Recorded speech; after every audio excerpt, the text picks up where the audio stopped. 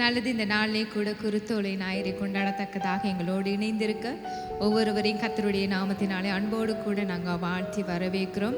எங்களோடு இணைந்திருக்க ஒவ்வொருவருக்காக நன்றி. இந்த வேளையிலே நாங்கள் கண்களை மூடி நாங்கள் சற்று நேரம் எங்கள் ஒவ்வொருவரையும் கர்த்தருடைய கரத்தில் நாங்கள் ஒப்பு கொடுப்போமாக. அன்பான தேவனே சுவாமி, இந்த காலை வேளைக்காக நாங்கள் நன்றி என்று சொல்லுகிறோம். ராஜனே ஆண்டவரே கர்த்தாவே, உம்முடைய சமூகத்தில் எங்களை வைத்திருக்கிறபடியால் நன்றி. உம்முடைய சனமாக எங்களை துதிக்க வைத்திருக்கிறபடியால் நன்றி சுவாமி. இந்த நாளும் நமஸ்கரிக்கும் பாடும் போற்ற கொடுத்த இந்த நேரத்துக்காக நன்றி என்று சொல்லுகிறோம் சுவாமி. இந்த ஆராதனை உம்முடைய கரத்திலே நாங்கள் ஒப்பு கொடுக்கிறோம். தொடக்கத்திலிருந்து முடியும் பரியந்த உம்முடைய பிரசன்னத்தினாலே நிரப்புங்க ஆண்டவரே. எங்களோடு கூட இணைந்திருக்க ஒவ்வொருவரையும் கர்த்தாவே நீர் தொடுங்க சுவாமி. உம்முடைய பிரசன்னத்தினால் உம்முடைய வல்லமையினால் நிரப்புங்க தகப்பனே. ராஜனே இந்த ஆராதனை முற்றும் முழுதும் கரத்திலே நாங்கள் ஒப்புக் கொடுக்கிறோம். ஆமென், ஆமென். நல்லது. நாங்கள் சந்தோஷமாக நாங்கள் பாடுவோம். கிறிஸ்துவுக்குள் வாழும் எனக்கு எப்போதும் வெற்றி உண்டு என்ற பாடலை சந்தோஷமாக நாங்கள் இருக்கிற இடத்திலே கரங்களை தட்டி நாங்கள் பாடுவோமாக.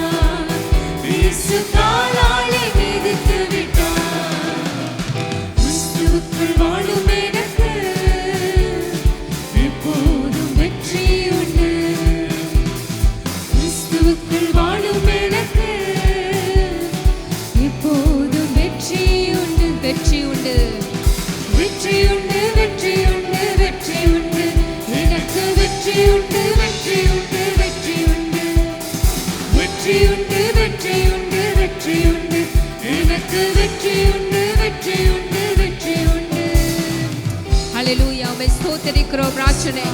ஆண்டவரே, உமக்குள்ளாக வாழுகிற எங்களுடைய வாழ்க்கையிலே வெற்றி உண்டு சுவாமி. ஜீவனுள்ள தேவனே சுவாமி, தேவனுடைய நாமத்தை நாங்கள் உயர்த்துகிறோம், ஸ்தோத்திரிக்கிறோம் ராஜனே. ஹல்லேலூயா. நன்றி நன்றி தகப்பனே, நாங்கள் உயர்த்துகிறோம் சுவாமி. ஹல்லேலூயா.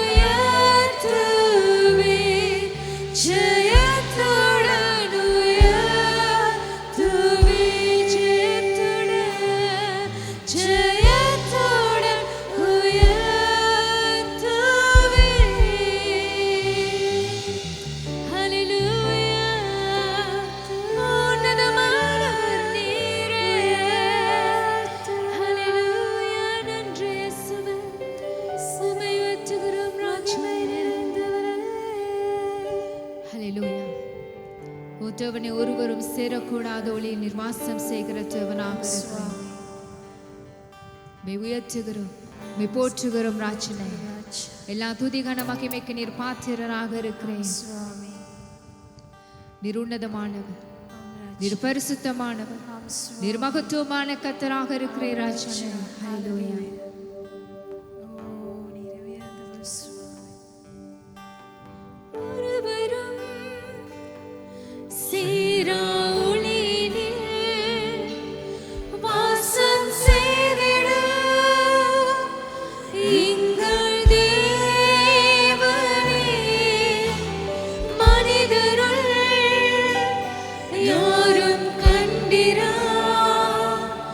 மகிமையுடையவர்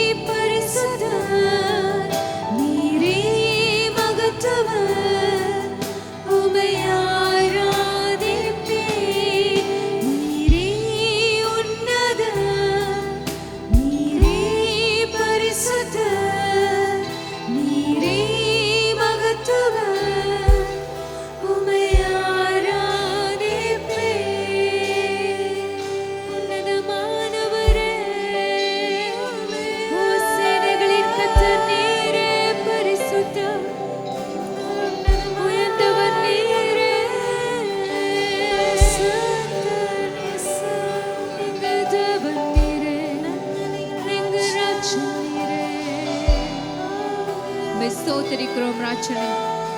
உம்மை போல் ஒருவர் இல்லை ராஜனே. நீர் எங்கள் தேவனாக இருக்கிறீர், நீர் எங்கள் மீட்பராக இருக்கிறீர், நீர் எங்கள் இரட்சகராக இருக்கிறீர் சுவாமி. உம்மை உயர்த்துகிறோம் தகப்பனே. நன்றி நன்றி என்று சொல்லுகிறோம் ராஜனே. ஆமென். இயேசு கிறிஸ்துவின் பரிசுத்தமான நாமத்தினாலே இந்த குருத்தோலை ஞாயிறு தினத்தில் உங்களை வாழ்த்தி வரவேற்பதில் பெருமகிழ்ச்சி அடைகிறேன். இன்று கிறிஸ்தவர்களாக எங்களுக்கு மிகவும் முக்கியமான ஒரு ஞாயிற்றுக்கிழமை, அதுதான் குருத்தோலை ஞாயிறு. குருத்தோலை ஞாயிறு என்றால் என்ன? இயேசு கிறிஸ்து எருசலேமுக்கு ஒரு கழுதையின் மீது பவனி சென்ற நாள். லூக்கா 19ஆம் அதிகாரத்தில் 35ஆம் வசனம் முதல் 38ஆம் வசனம் வரை இப்படியாய் வாசிக்கிறோம். அதை இயேசுவிடத்திலே கொண்டு வந்து தங்கள் வஸ்திரங்களை அதன் மேல் போட்டு இயேசுவை அதன் மேல் ஏற்றினார்கள். அவர் போகையில் அவர்கள் தங்கள் வஸ்திரங்களை வழியே விரித்தார்கள். அவர் ஒலிவ மர அடிவாரத்துக்குள் சமீபமாய் வருகையில் திரளான கூட்டமாகிய சீஷர் எல்லாரும் தாங்கள் கண்ட சகல அற்புதங்களை குறித்தும் சந்தோஷப்பட்டு, கர்த்தருடைய நாமத்தினால் வருகிற ராஜா ஸ்தோத்திரிக்கப்பட்டவர், பரலோகத்திலே சமாதானமும் உன்னதத்தில் மகிமையும் உண்டாவதாக என்று மிகுந்த சந்தோஷத்தோடு தேவனை புகழ்ந்தார்கள். பிரியமானவர்களே, இயேசு கிறிஸ்து இந்த பூமியிலே வாழ்ந்த நாட்களில் அவர் இறுதியாக எருசலேமுக்கு பவனி செல்லும் பொழுது ஒரு கழுதையை தெரிவு செய்து ஒரு கழுதையின் மேல் பவனி செய்ததை நாங்கள் எல்லோரும் அறிவோம். விசேஷமாக நாங்கள் சிறு வயதிலே ஓய்வு நாள் பாடசாலை பாடங்களில் கற்றுக்கொண்டது என் நினைவுக்கு வருகிறது. இந்த கழுதையை குறித்து, கழுதை குட்டியை குறித்து நாங்கள் சில நேரத்திலே இந்த கழுதை குட்டியை போல நாங்களும் மாற வேண்டும், தாழ்மையாக இருக்க வேண்டும் என்ற படிப்பினைகளை கேள்விப்பட்டிருக்கிறோம். பொதுவாக கழுதைக்கு எந்த மரியாதையும் வரவேற்பும் இருக்காது. மற்ற பிராணிகளுக்கு கொடுக்கப்படும் முன்னுரிமை கழுதைகளுக்கு வழங்கப்பட மாட்டாது. ஆனாலும் இந்த கழுதை அதில் விசேஷித்த ஒரு கழுதையாக இருந்தது. காரணம், இயேசு கிறிஸ்து பவனி செல்லத்தக்கதாக தெரிந்து கொள்ளப்பட்ட ஒரு கழுதையாக இருந்தது நிமித்தமாக. என்னுடைய நோக்கு இந்த கழுதையை குறித்து பேசுவது அல்ல. இந்த குருத்தோலை ஞாயிறு செய்தி எங்கள் இருதயங்களில் என்னத்தை கொண்டு வருகிறது என்பதை குறித்து தியானிப்பது தான். இயேசு கிறிஸ்து தன் சீஷர்களுக்கு சில ஆலோசனைகளை சொல்லியிருந்தார். அந்த ஆலோசனையின்படி அவர்கள் இந்த கழுதையை இயேசு சுவாமிக்காக ஆயத்தப்படுத்தி, இயேசு சுவாமி வரும் வீதியிலே குருத்தோலைகளையும் எடுத்து தங்கள் வஸ்திரங்களையும் எடுத்து அதன் மேல் விரித்து, அங்கே விசேஷமாக நாங்கள் பார்க்கின்ற காரியம்தான் 37ஆம் வசனத்தின் 2ஆம் பகுதி சொல்லுகிறது. இந்த கூட்டங்கள் சீஷர் எல்லோரும் தங்கள் கண்ட சகல அற்புதங்களை குறித்தும் சந்தோஷப்பட்டு கர்த்தருடைய நாமத்தினால் வருகிற ராஜா ஸ்தோத்தரிக்கப்பட்டவர் என்று அவரை கொண்டாடினார்கள். இதுதான் இன்றைக்கு முக்கியமான செய்தி. இயேசு கிறிஸ்து எங்கள் வாழ்க்கையிலே கொண்டாடப்பட வேண்டியவர். என்னத்துக்காக நாங்கள் அவரை கொண்டாட வேண்டும் என்றால், அவர் எங்களுடைய வாழ்க்கையிலே செய்த சகல நன்மைகளை நினைக்கும் பொழுது, அவருடைய அற்புதங்களை நினைக்கும் பொழுது, அவர் எங்களை அற்புதமாக நடத்தி வந்த விதங்களை பார்க்கும் பொழுது அவரை கொண்டாடாமல் இருக்கவே முடியாது. அவர் அத்தனை நன்மைகளை எங்களுடைய வாழ்க்கைக்கு மேலாக செய்தவராக இருக்கின்றார். அன்பானவர்களே, அவரை நாங்கள் போற்றி புகழும் பொழுது, அவர் எங்களுடைய வாழ்க்கைக்கு மேலாக செய்த ஒவ்வொரு அற்புதங்களையும் நினைத்து பார்க்கும் பொழுது, ஒருவேளை இந்த காலை பொழுதிலே இந்த செய்தியை கேட்டுக்கொண்டிருக்கிற நீங்கள் பல்வேறுபட்ட இன்னல்கள் இடரல்களுக்குள் முகம் கொடுத்து போகின்ற ஒரு நபராக இருக்க முடியும். பலராலும் கைவிடப்பட்டவராய் அனாதரவாக நிற்கப்படுகின்ற ஒரு நிற்கதிக்கு உட்படுத்தப்பட்ட ஒரு நபராக நீங்கள் இருக்க முடியும். வியாதியினாலே பீடிக்கப்பட்டு வைத்தியர்களாலே கைவிடப்பட்டு மனம் உடைந்து போன ஒரு நபராக நீங்கள் இருக்க முடியும். அல்லது யாரையெல்லாம் நம்பினீர்களோ, நீங்கள் நம்பிய நபர்கள் எல்லோரும் உங்களை நம்பிக்கை துரோகம் பண்ணி உங்களை கைவிடப்பட்ட நிலையிலே இருக்கின்ற ஒருவராக நீங்கள் இருக்க முடியும். நீங்கள் யாராக இருந்தாலும், அன்று சீஷர்கள் அவர் செய்த அற்புதங்களை கண்டார்கள். அந்த அற்புதங்களை கண்டு அவர்கள் மகிழ்ச்சியில் பூரித்தார்கள், ஆர்ப்பரித்தார்கள். அல்லேலூயா!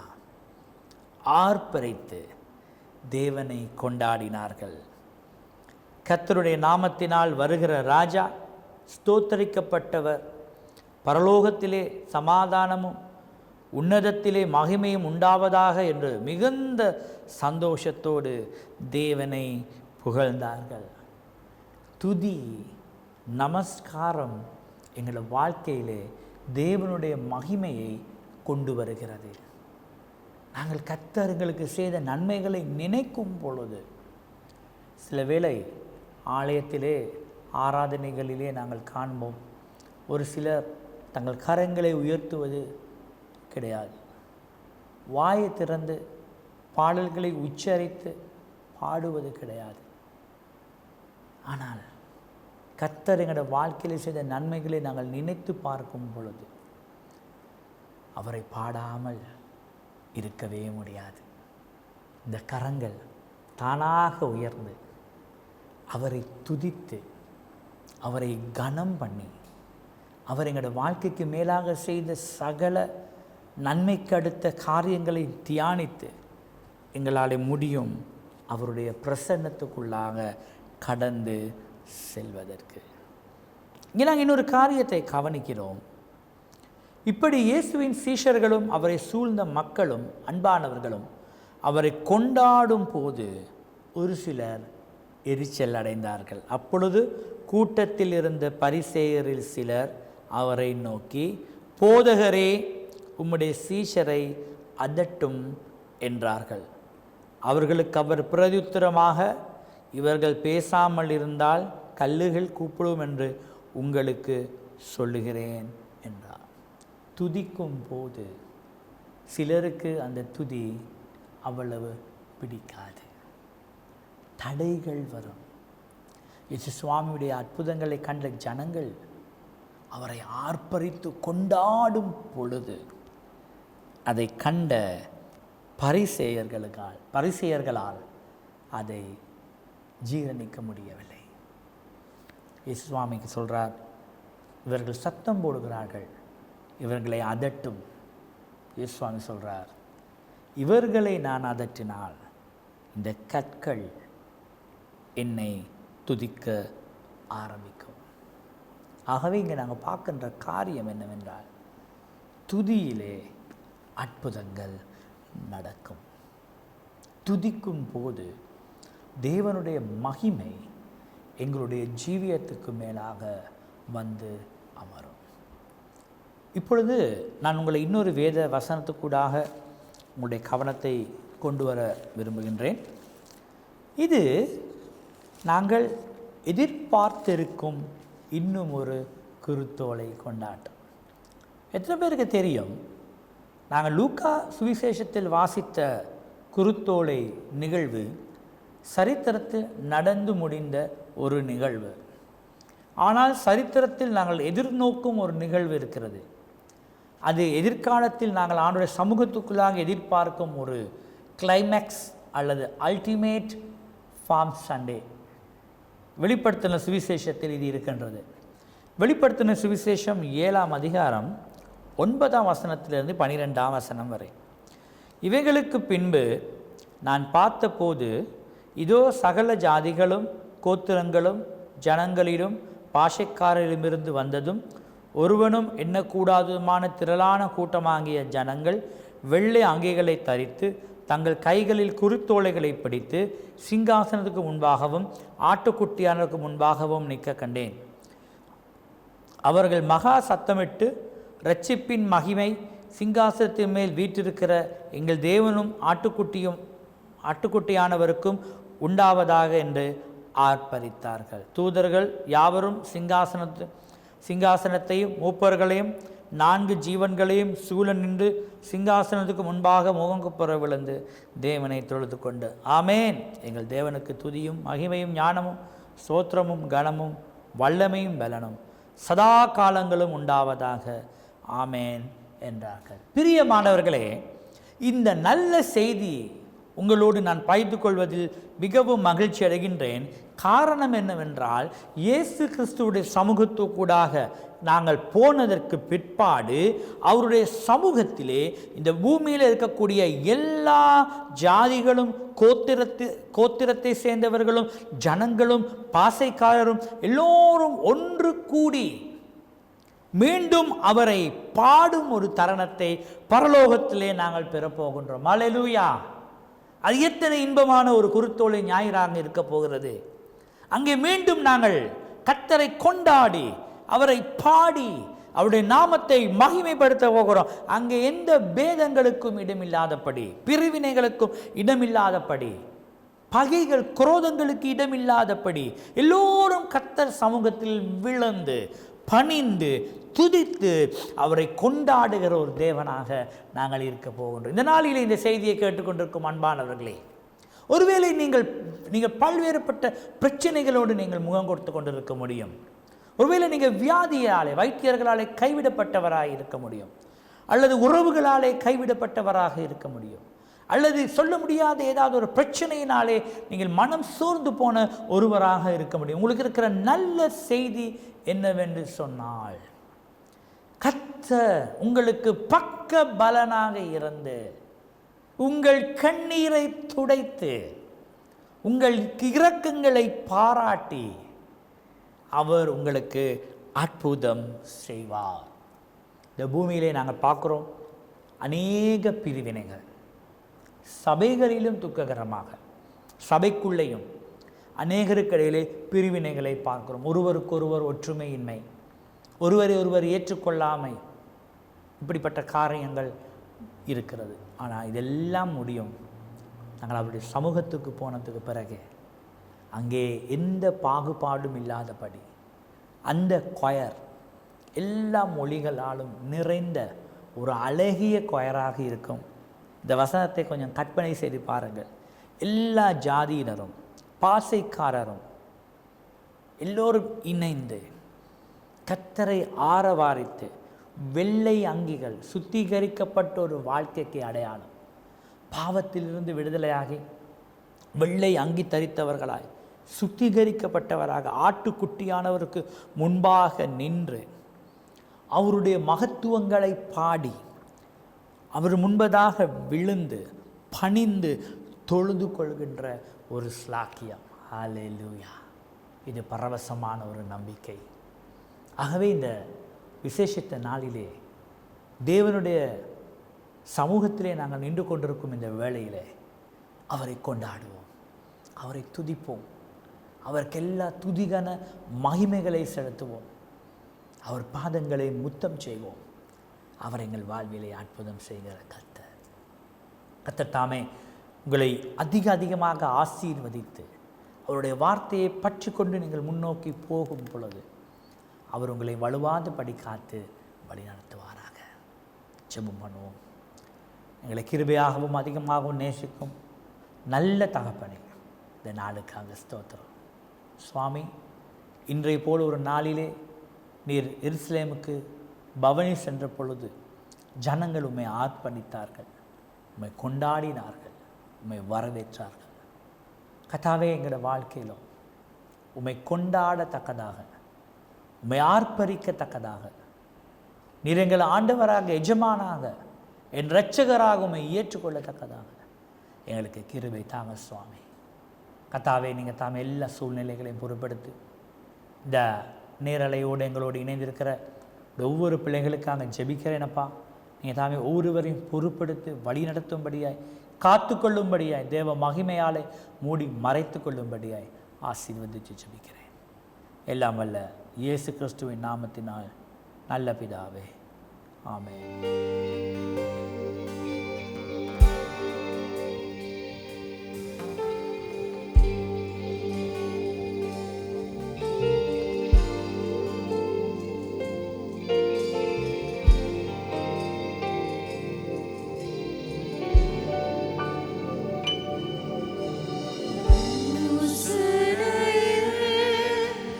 பெரியவர்